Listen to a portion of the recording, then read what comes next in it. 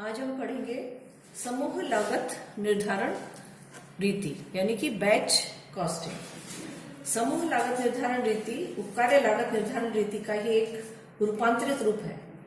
उपकार्य लागत निर्धारण रीति उन उपकार्यों की लागत ज्ञात करने के लिए प्रयोग में लाई जाती है जो कि ग्राहकों के विशिष्ट निर्देशों के आधार पर बनाए जाते हैं, जबकि समूह लागत लेखांकन का प्रयोग उन वस्तुओं की लागत ज्ञात करने के लिए किया जाता है जो कि विभिन्न समूहों में उत्पादित की जाती है। यानी कि जहां पर उत्पादन कार्य की सुविधा के लिए आदेशानुसार कार्यों को अलग अलग समूहों में पूरा किया जाता है, उसे समूह लागत निर्धारण रीति कहा जाता है। ऐसी स्थिति में प्रत्येक समूह उत्पादन की इकाई होती है, अतः प्रत्येक समूह की उत्पादन लागत पृथक रूप से ज्ञात की जाती है। लागत लेखांकन की जो विधि है इसका प्रयोग उन उद्योगों में किया जाता है। किन किन उद्योगों में किया जाता है? सबसे पहला बिस्किट बनाने वाले उद्योग, दूसरा खिलौने बनाने वाले उद्योग, तीसरा दवाई बनाने वाले कारखाने, चौथा घड़ी एवं रेडियो सेट के हिस्से आदि। फिर तैयार वस्तु उद्योग अगर कोई है तो उसमें किया जाता है।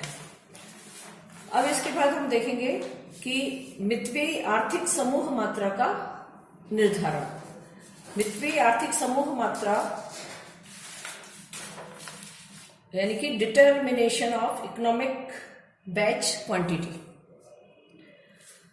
समूह लागत निर्धारण विधि में सबसे महत्वपूर्ण समस्या ये आती है कि समूह का अनुकूलतम आकार यानी कि ऑप्टिमम साइज ऑफ बैच क्या हो, अर्थात इकोनॉमिक बैच क्वांटिटी जो है वो कितनी होनी चाहिए।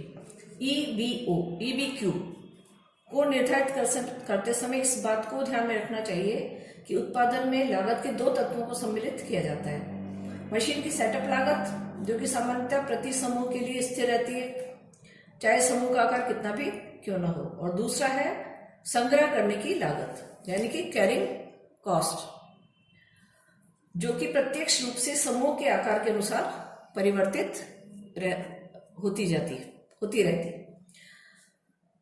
तो इस तरह से आर्थिक समूह मात्रा जो है EBQ मात्रा का वह बिंदु है जहां पे कैरिंग कॉस्ट और सेटअप कॉस्ट बराबर होती है। तो वस्तु की मात्रा के इस बिंदु पर कुल लागत भी सबसे कम होती है। अब आर्थिक आदेश मात्रा यानी कि EOQ है, उसके समान ही आर्थिक समूह मात्रा का निर्धारण करते समय कुछ बातों को ध्यान में रखना चाहिए। पहली है कि प्रत्येक समूह की सेटअप लागत क्या है, ये ध्यान रखना चाहिए। दूसरा, प्रत्येक इकाई उत्पादन लागत कितनी है। दूसरा, संग्रहण की लागत क्या है। तीसरा, उत्पादों के निर्माण में विनियोजित पूंजी पर ब्याज की दर क्या है। फिर उत्पादों की मांग दर क्या है। फिर इन सबको देखते हुए जो EBQ का निर्धारण करते हैं वो एक सूत्र के द्वारा किया जाता है, और वो सूत्र है EBQ = 2DS / C और उसका √ D का मतलब यहाँ पे है उत्पाद की वार्षिक मांग यानी कि annual demand for the product. S का मतलब है प्रति समूह की सेटिंग अप लागत यानी कि setting up cost per batch. तीसरा है उत्पाद की प्रति इकाई संग्रहण लागत यानी कि carrying cost per unit of output. तो इन सब के आधार पे EBQ का मूल्य निकाला जा सकता है।